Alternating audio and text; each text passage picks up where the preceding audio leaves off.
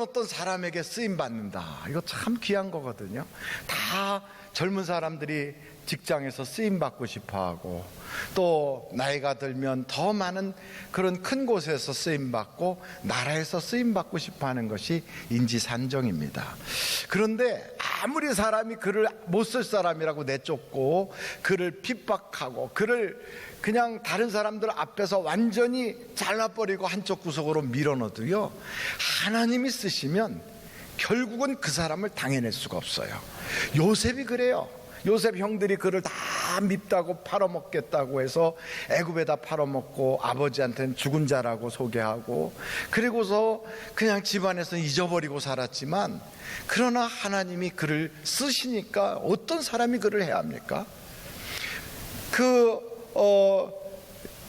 보디발의 집에 들어갔어도요, 그 보디발의 부인이 그를 그냥 못살게 굴고 모함을 해서 감옥에 집어넣어도 감옥에서도 쓰임받고 나중에는 그 나라의 국무총리가 되게 끌어 쓰는 거예요. 그러니까 하나님한테 쓰임받는 게 참 중요합니다.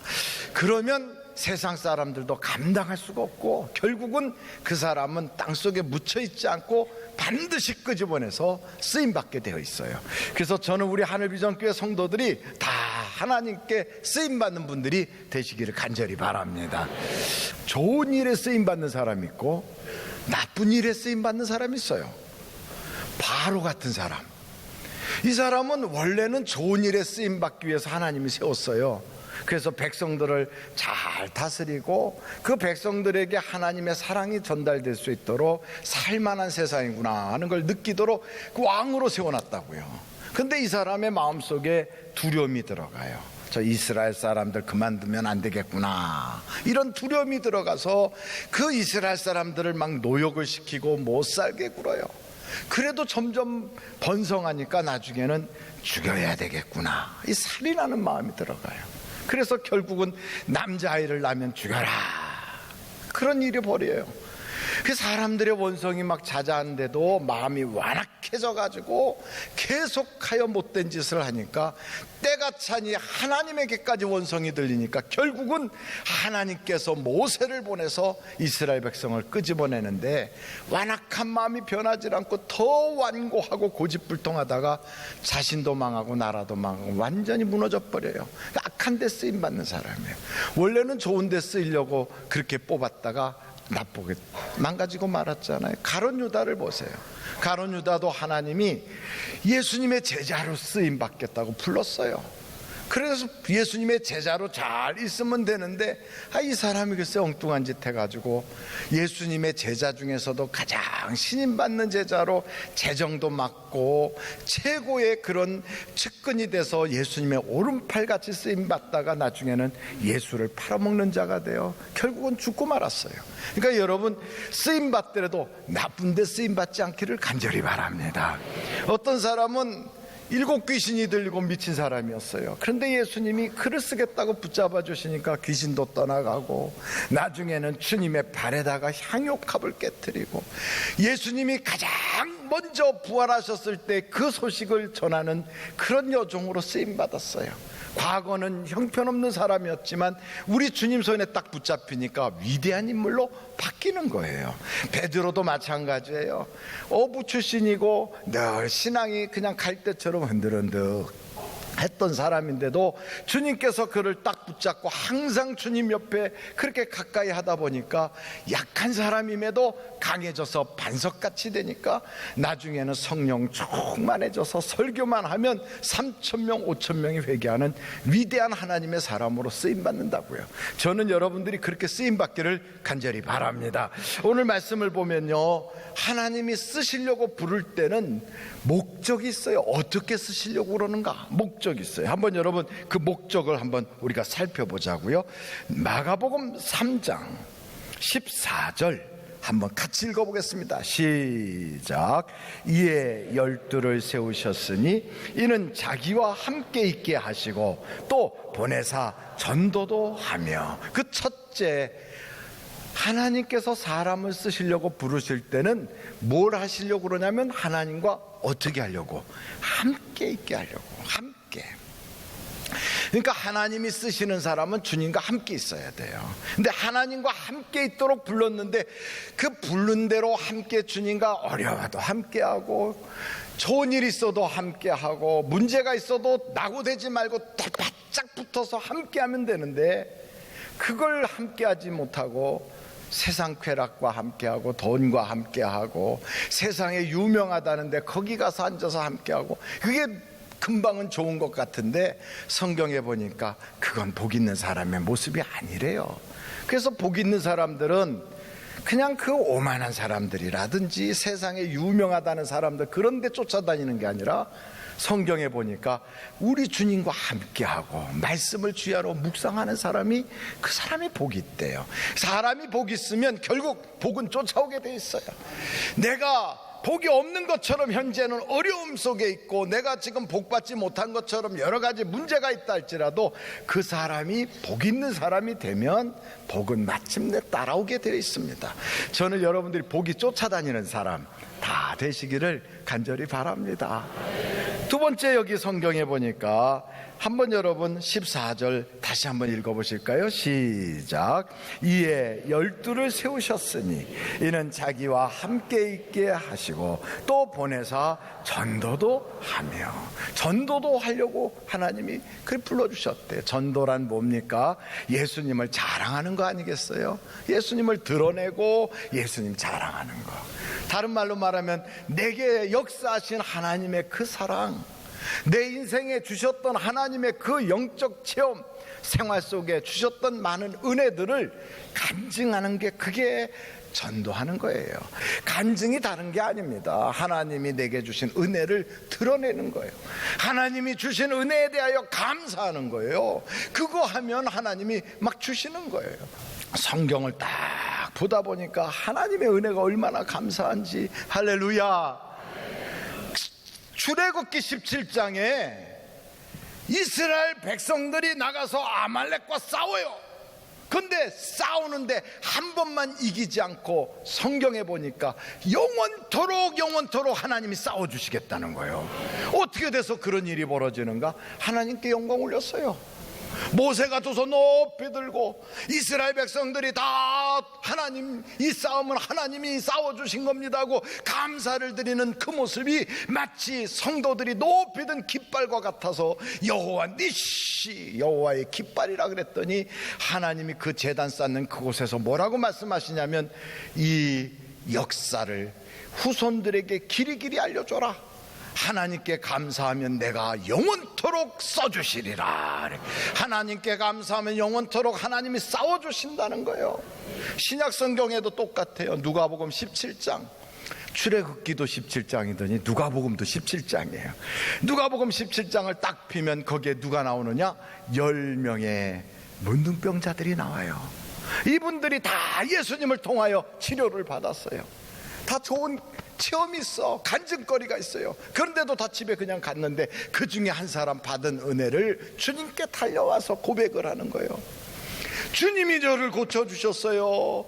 하나님 감사합니다. 주님께 막 감사 영광을 올렸더니 주님께서 뭐라고 그럽니까? 내 믿음이 너를 구원하였도다. 그냥 몸이나 고침받고 가는 게 아니에요. 육신이나 치료받는 것으로 끝이 아니라 구원까지 받아 영과 육이 다 복을 받는 겁니다. 거기서 더 나가서 그 믿음이 인정함을 받는 거예요. 여러분, 하나님 앞에 우리가 영광 올리고 감사하고 간증하면 주님께서 우리에게 더 좋은 것으로 보태서 막 주시는 거예요. 보태서. 근데 이걸 모르고요, 잘못하면 동튼데 괜히 자랑단지 불난다고 그랬어. 그러니까 꼭꼭 숨겨야지. 이렇게 생각하고서 하지 않았기 때문에 좋은 일이 한 번 하고 또 끝나버려요. 그래서 영광을 먹어버리고 감사를 먹어버리니까 그게 연속이 안 되는 거예요. 연속이. 그러니까 한 번 쓰임받고 끝나지 말고요, 계속해서 쓰임받기를 간절히 바라요. 세 번째로 여기 오늘 마가복음 3장에 보면 여러분 15 5절 한번 같이 읽어보실까요? 귀신을 내쫓는 권능도 가지게 하려 하심이라라. 그러니까 하나님이 사람을 불러서 쓰시려고 할 때는 세 가지 목적이 있어요. 첫째는 하나님과 함께 하려고, 두 번째는 하나님께서 그를 통하여 영광받고 간증하게 하려고, 세 번째는 그에게 능력을 주어서 그가 가는 곳곳마다 어둠의 권세, 악한 마귀의 권세를 다 몰아내버리려고 그렇게 해서 주시는 거예요. 저는 여러분들이 이렇게 쓰임받아서 가정에서 어둠이 다 떠나가 버리고 여러분이 있는 곳에 마귀가 장난질하지 못하도록, 완전히 끝장나도록 여러분들이 하나님의 도구가 되시기를 간절히 바랍니다. 어떤 사람은 능력만 받고 자리만 차지하고 권세만 누리려고 그러고 하나님하고 가까이 하는 걸 잘 안 하려고 그래요. 근데 하나님은 하나님하고도 가까이 하고 하나님의 은혜도 막 감사하고, 그리고 하나님이 그 주신 은혜와 능력을 적절하게 제대로 사용하다 보면 하나님이 바르게 쓰는데, 그걸 주셨는데 그걸 갖다가 엉뚱한 대로 이렇게 돌려버리면 하나님이 능력도 걷어가고 좋은 일에 쓰질 않고 안 좋게 쓰는 거예요. 그러니까 원래는 좋게 쓰려고 다 부른 거예요. 하나님이 만든 세상은 원래 다 보시기에 나빴어요, 좋았어요? 좋았어요. 그래서 이 세상은 하나님 보시기에 참 좋은 세상. 우리도 마찬가지로 하나님이 쓰시기에 너무너무 좋은 사람으로 불러주셨는데, 내가 하나님 앞에 반듯하게 서지 못하면 좋은 사람으로 좋은 일에 쓰임 받으려고 했던 사람이 엉뚱한 데로 가는 거예요. 그래서 여러분, 하나님이 부르신 그대로 가야 되는데, 아브라함의 조카 인척관계잖아요. 좋은 일에 쓰임 받으려고 불렀는데 그러지 못하니까 돈에 탐심이 생기고 물질에 묶여버리니까 그 후손들이 복을 못 받아갖고 한쪽은 모압 자손, 한쪽은 암몬 자손 이러잖아요. 하나님이 에서 같은 사람에게는 장자권을 줘가지고 집안에 아브라함, 이삭, 그리고 그 혈통으로 에서 이렇게 내려가는 그 축복의 계보에 자기가 딱 들어가 앉아 있는데, 글쎄 그걸 팥죽에 팔아먹어 버리니까 에돔 족속이 돼서 곁길로 빠져버리고 말잖아요. 그러니까 여러분, 성경을 딱 보다 보면 하나님이 복 주시려고 우리를 택해 주셨는데 곁길로 가지 않고 좋은 일에만 끊임없이 쓰임받기를 간절히 바랍니다. 그래서 결심해야 돼요. 나는 절대로 하나님이 좋은 일에만 써주셔야지 나쁜 일에는 쓰임받지 않기를 원합니다. 그 나쁜 일에 쓰임받지 않으려면 어떻게 해야 돼요? 어떤 일이 있어도 여러분, 힘들어도 끝까지 주님께 꽉 붙어있기를 간절히 바라요. 붙어있어야 돼요. 목사님, 제가 붙어있으려고 그러는데요, 너무 어려워요. 너무 힘들어요. 목사님 같이 좀 팔자 좋은 사람이라면 그런 얘기 쉽게 하지만 저는 그렇게 팔자가 좋지 않아서 그렇게 세상이 쉽지가 않네요. 목사님, 제가 교회 와서 예배 드리려고 하는 것은 너무 어려워서 그래도 주님 도움 받고 싶어서 와 있지, 내가 내 힘 가지고 살 것 같으면 내가 왔겠습니까? 이렇게 말씀하는 분들도 계실 거예요. 그래요. 제가 그런 분들에게 어떻게 하면 세상을 이기고 지속적으로 하나님의 은혜를 막 듬뿍 받을 수 있는 능력자가 되는가, 그래서 오늘 좀 알려드리고 싶어요. 첫째는 감사하는데 은혜 주셔서 감사합니다, 이렇게 감사하는 거예요. 두 번째는 아이고 이런 형편에도 감사하게 하셔서 감사합니다. 이거 참, 목사님, 제가요 그래도 좀 이런 어려움 속에서도 하나님의 은혜를 깨닫게 된 게 있어요. 그래요? 그럼 깨닫게 된 거 그거 감사하세요. 네 번째는 써주셔서 감사해요. 예배자로 써주시고 힘들지만 그래도 교회 나와서 한쪽 구석이라도 앉아서 예배 드릴 수 있게 써주셔서 감사합니다. 마지막 다섯 번째는 앞으로 하나님이 주실 은혜가 있으니 감사합니다. 이렇게 다섯 가지, 이거 감사 못할 게 뭐가 있어요? 형편과 처지는 다 달라요. 은혜 받고 있으면 은혜 주셔서 감사합니다. 지금 너무너무 어려우면 힘든 가운데서도 감사할 수 있어서 감사합니다. 문제가 있지만 그 속에서 깨닫게 된 것이 있다면 깨닫게 있게 해주셔서 감사합니다. 그래도 힘들어도 예배를 드릴 수 있게 예배자로 써주셔서 감사합니다. 지금은 어려워도 앞으로 주실 거를 기대하면서 감사합니다. 이렇게 5가지 감사할 수 있잖아요. 목사님, 그래도 억지로 하려는데 참 그나마 힘들어요. 제가요 감사가 막 저절로 올라오게 하는 그 방법이 있어요. 그걸 좀 설명을 할게요. 우리나라가 이번에 아프리카를 쭉 돌다가 와서 보니까 참 살기 좋은 나라예요.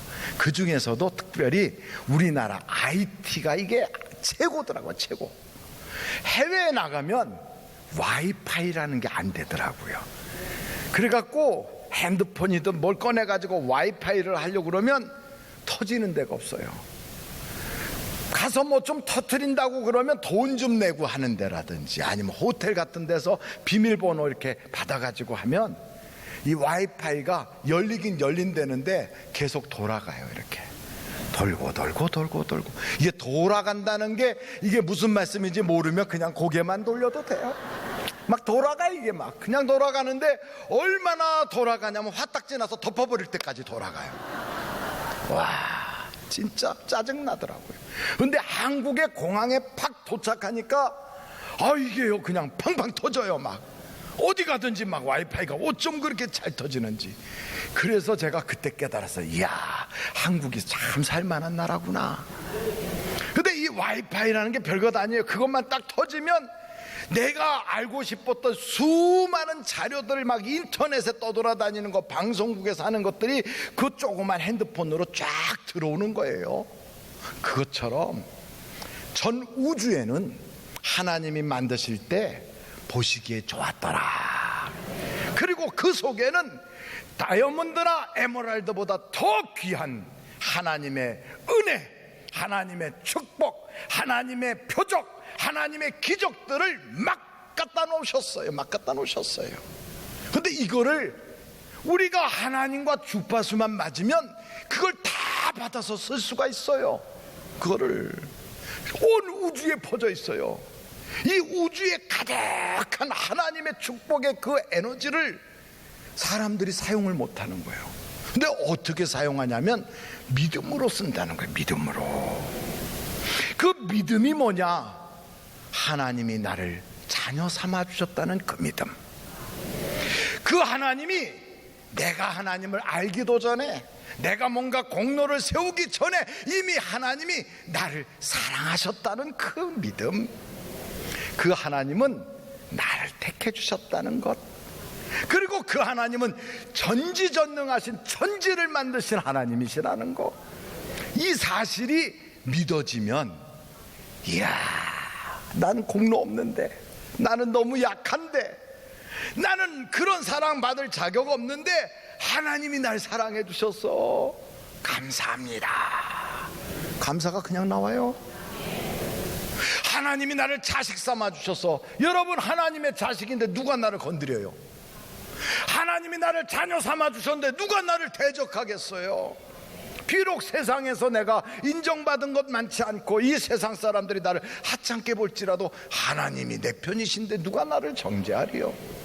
이런 마음을 가지고 두 손 들고 할렐루야, 오늘도 은혜 주실 걸 믿습니다. 하나님이 날 사랑하시니 감사합니다. 하나님이 내 편이시니 힘이 납니다. 하나님이 날 도와주실 걸 믿습니다. 막 이러면요 감사가 저절로 막 터져 나와요. 그러는 사이에 하나님이 이 두 손 높이 든 그 손으로 막 전 우주에서부터 하나님의 영적인 에너지가 막 쏟아져 들어오는 거예요. 쏟아져 들어오는 거예요. 손바닥 많은 거 사람이 만든 거에도 인터넷을 통하여 수없이 많은 정보가 막 들어오는데 하나님이 만든 이 온 우주에 있는 무궁무진한 에너지가 막 쏟아져 들어오는 거예요. 그런데 왜 걱정하십니까? 얼굴 쫙 피고 불안한 생각, 염려, 걱정, 근심, 슬픔, 이건 다 쫓아내고요, 하나님 감사합니다, 영광 받아 주옵소서. 그렇게 밝게 인생을 살아가는 사람에게는 하나님이 기쁨 기쁨의 역사와 능력이 막 쏟아져 들어와요. 대적할 자가 없는 거예요. 그래서 우리 주님 뭐라고 그러십니까? 항상 기뻐하라. 그래서 항상 기뻐하라. 기뻐하는 얼굴 표정이 좀 있어야 될 거 아니겠어요?